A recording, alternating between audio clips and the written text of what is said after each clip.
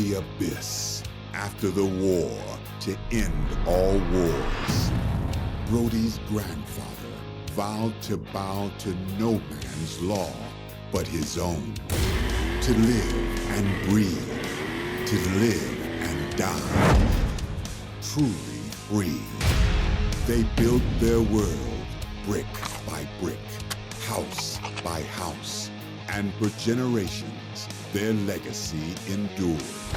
But they lived in a world within a world, and now the outside is closing in. And out there, evil runs amok.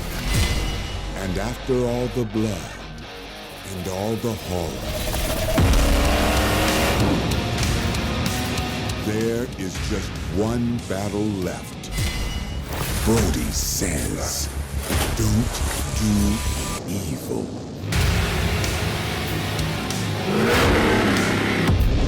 Blood red snow.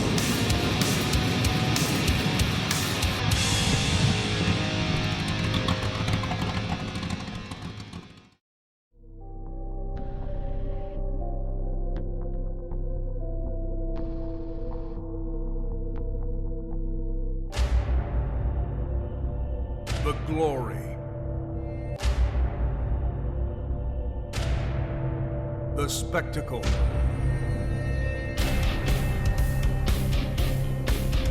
the horror, the victory, the life, the legend.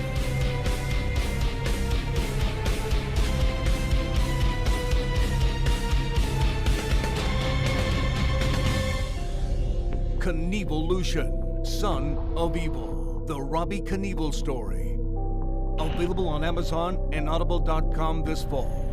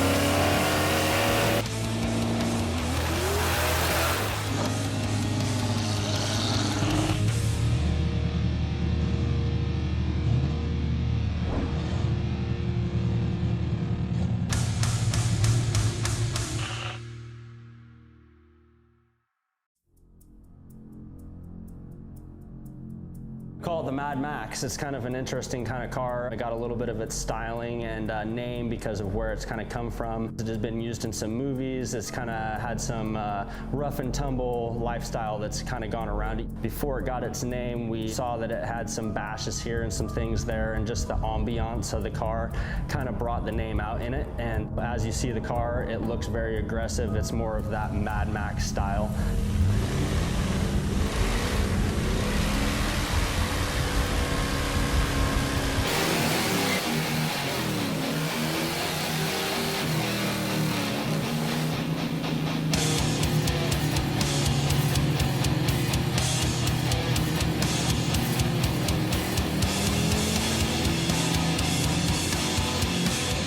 We've got a 1970 Ford Mustang. It's got a 545 Super Cobra jet, pushing about 800 horsepower.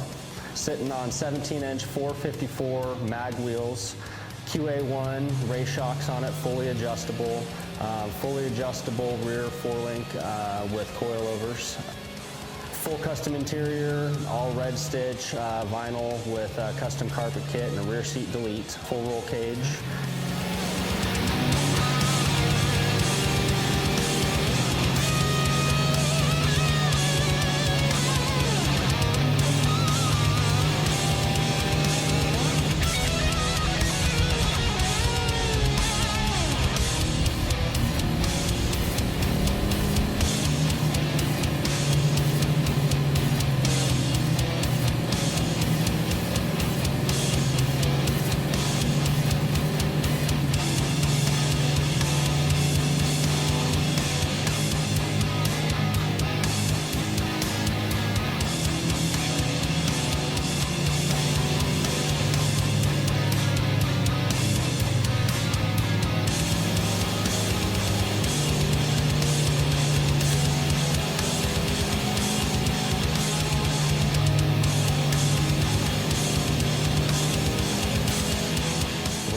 Building the car and going through the different transitions of making this, we wanted it to be as street-worthy as possible, but as aggressive as possible in different ways.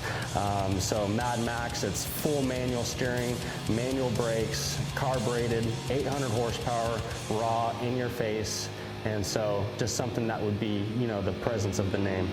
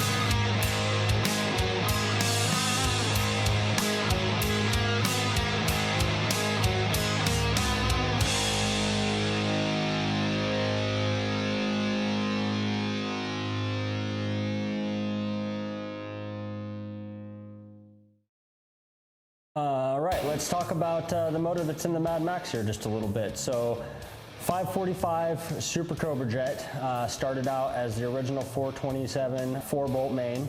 Went through and added a whole bunch of things to it, did a few different builds, and we'll talk about a few of those items that we have on the motor today. We ended up going with a Holley carburetor, 1100 CFM, and that is fed through an Edelbrock Performer manifold that has been port matched to the Trickflow CO1 325 heads. All of those together allow this motor to breathe like a dragon. It's the only way that you're going to be able to get the air into a beast like this. You've got to have big carburetor, big intake, big heads, big valves to be able to get that power to, hit the ground.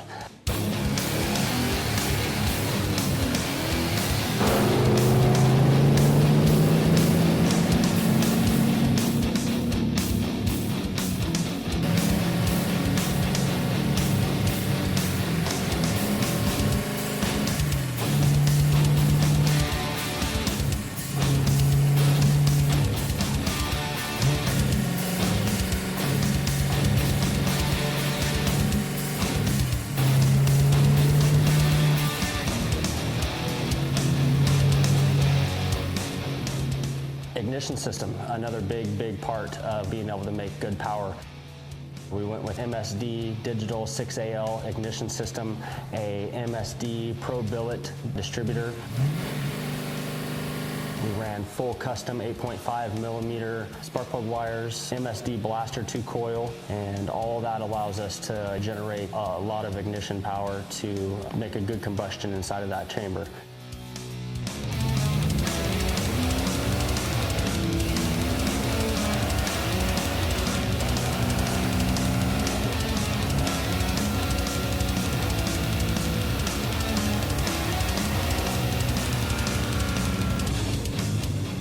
Have a billet aluminum single belt drive system, a little amount of horsepower that's lost from that. We wanted to make sure to have no power steering, no accessories whatsoever on this motor. We wanted to make as much power as we possibly could.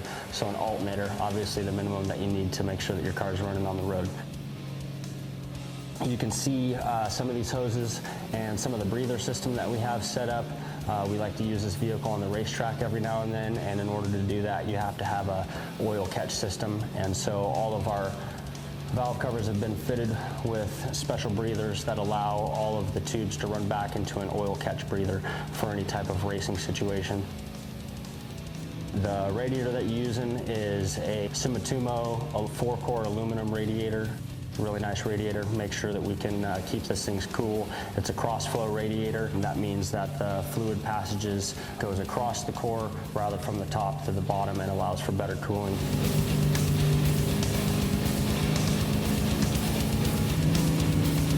And as far as cooling, another big issue we need to make sure is you cool the oil. So we have a large Kaptain 8.5 quart oil pan, a deep sump system on that, high volume oil pump, making sure that we can get enough oil through this thing, keeping it cool as well.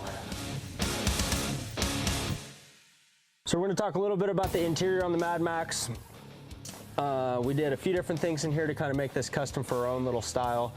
This is one of our shop cars, so this is our styling.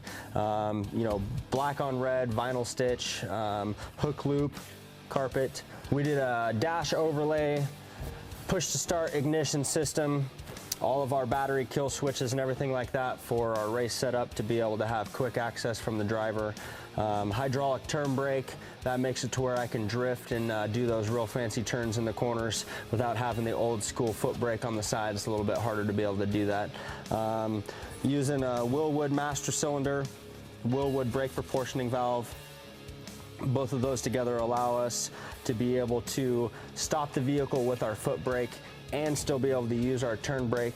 In some cases, these master cylinders are only set up to where they have an external reservoir and can only be operated as a turn brake. If you use that style of master cylinder, what you'll have is when you hit the regular brakes, it will end up locking up and come to a full stop on your car. It doesn't have a special valve inside of it. That special valve allows the fluid to bypass this master cylinder and go to the rear brakes while still being able to use the parking brake independently and create sliding when you're going into a turn. The proportioning valve I have set up here solely because I use this vehicle for racing, and I want to be able to change the brake bias from front to rear at any point during a racing condition. If I feel like I have too much braking in the front and I need to add some more braking to the rear, I go ahead and just adjust that brake bias valve right here in cab, and I don't have to worry about trying to access it. Some people mount that under the vehicle towards the rear of the vehicle, and they kind of adjust it and set it. I want to be able to have that adjustment live while I'm driving the vehicle anytime that I have it.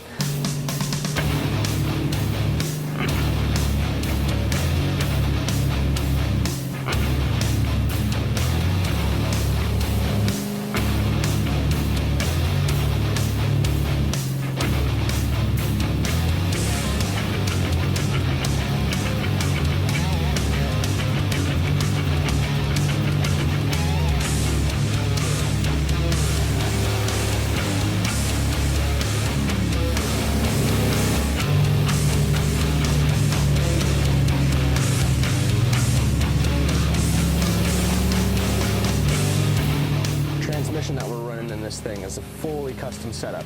The Trickflow Magnum seemed like it would really hold the power and get us where we wanted to be. The issue is that nobody was putting these things on late model 464 big block motors. So in order to get this Trickflow Magnum to mate to this motor was quite a significant battle. We ended up going with a Ram Auto clutch. It's a 10.5 twin disc dual clutch. That makes it to where it has nice light engagement, but can hold extreme amounts of power input, torque and horsepower. Some of these things that we did to the vehicle as we were upgrading it had never been done before in this application.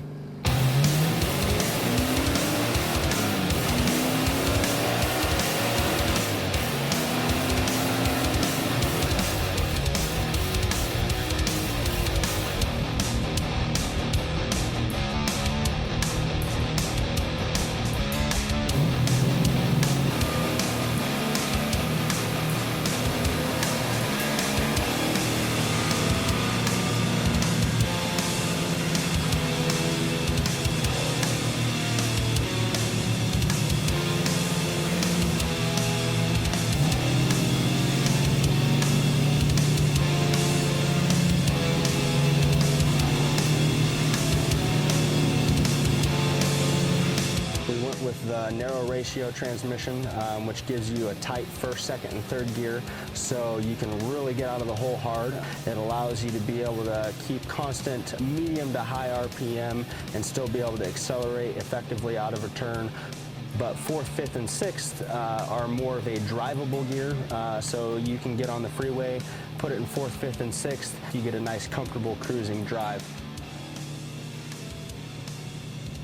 When we did the cross member for the transmission and the motor mounts, we actually set the motor down 1 inch and moved it rearward 2 inches. So there's no factory mount location on this. The reason why we did that is we wanted to have the weight bias just a little bit different in the car to give us a little bit more rear weight. Again, that's just our build style for this particular car.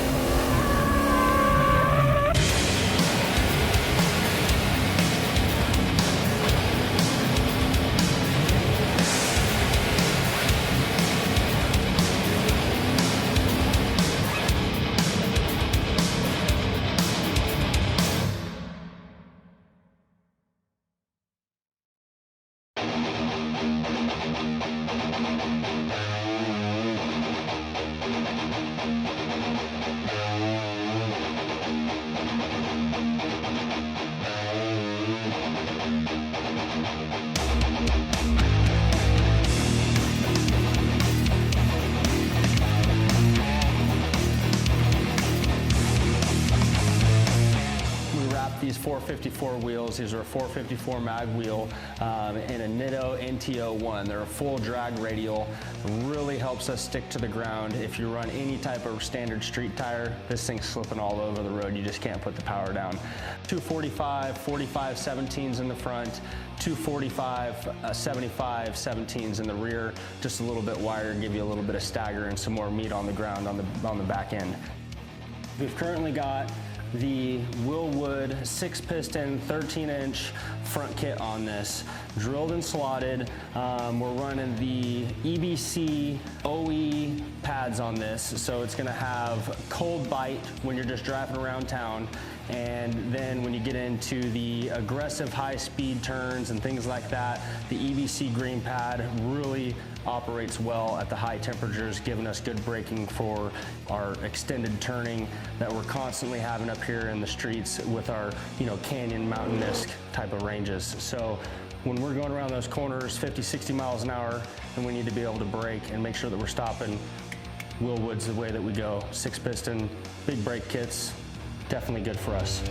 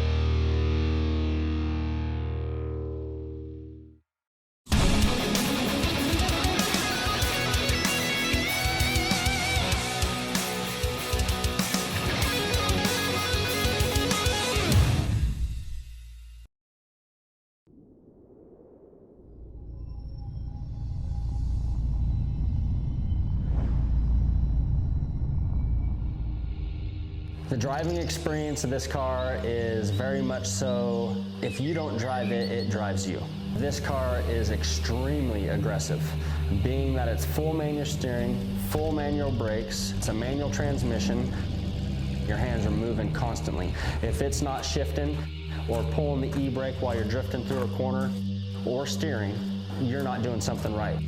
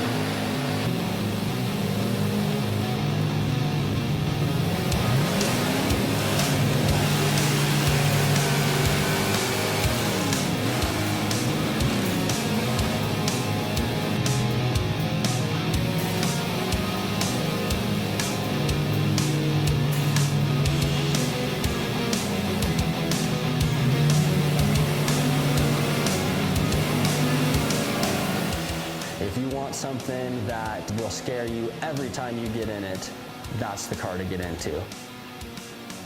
I've made sure to go through and really set up the suspension and be very particular about how we have that set up, because I do drive this car really hard. I wanted it to be set up for almost road course style driving, but still being able to drift the vehicle because we do a lot of filming with it, so being able to get it sideways through a corner is mandatory. The way that I have it set up, this is my personal preference on the car, is we run a half a degree toe out for linear straight line braking when I come into a corner. I run 7 degrees positive caster, so I have excellent return to center. And I run 3.5 degrees negative camber. That allows me for high-speed cornering. When I go into corners real tight, it gives me good high-speed cornering. We've adjusted the knuckles, and I have custom knuckles made to where I have high-angle steering for when I'm drifting. It doesn't over-rotate on me. That's a big upgrade when you're building any car really, and you're talking about drifting. You need to make sure that those wheels lock over as far as possible. The more steering angle that you can get, the more that you can go into the corner harder, faster, and get the shots that you're looking for out of the vehicle.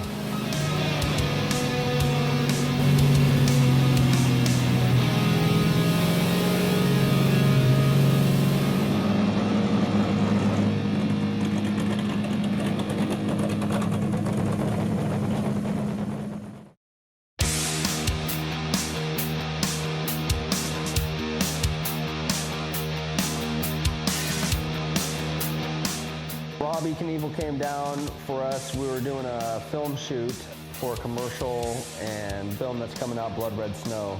We had Robbie first set up, wanted to show him the MADD MAXX and just let him drive it, get a little comfortable with it. So he got in it, fired it up for his first little test drive, went down the road, went through 2 or 3 gears, and came back with a big old smile on his face.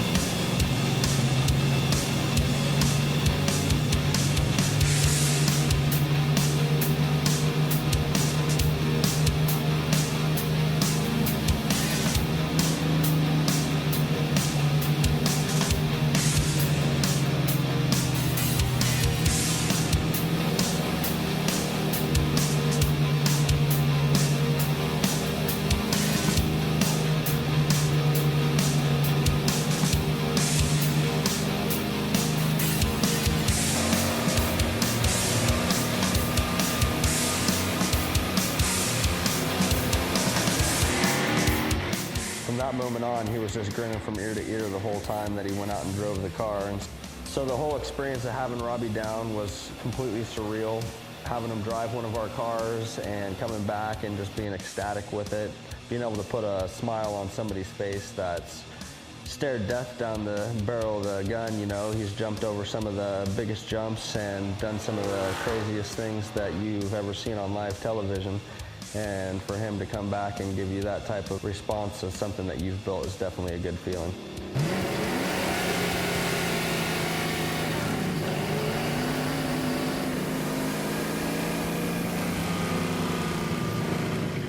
God, did you create this thing? It's a monster! That was fun.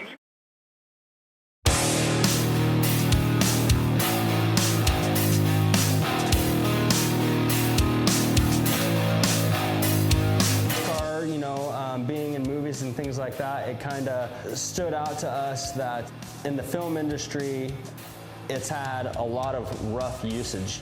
They get out and they film this thing and you got a hammer on it. It goes out there and you don't know who's going to be driving it. You don't know what type of shots they're going to be doing, anything. Road conditions, all that stuff.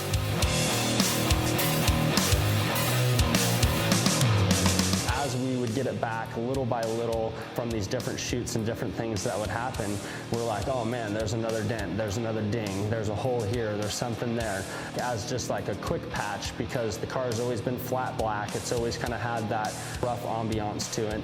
Started adding some things that correlated with the overall style and the idea behind the MADD MAXX. So like with the little riveted on panels and things like that, and as you can see the screen cutouts in the hood, things of that nature, we started just adding as damage was occurring to the car.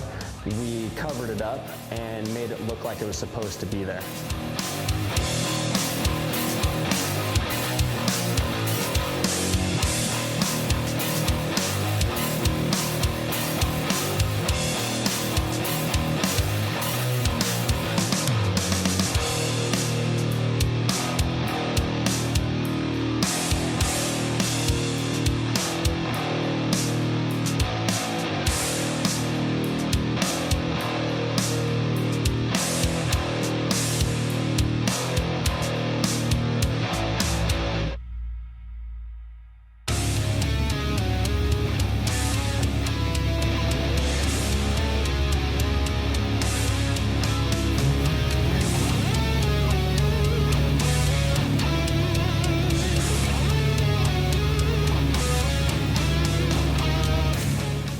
This one zone that we go into often when we're doing a lot of driving. It's totally awesome. We get up, first thing in the morning, drive out way above town and come through these misty canyons as we're coming up this really narrow canyon. There's a drift on both sides. It was old gold mining country, so there's huge hydraulic mining pits and things like that.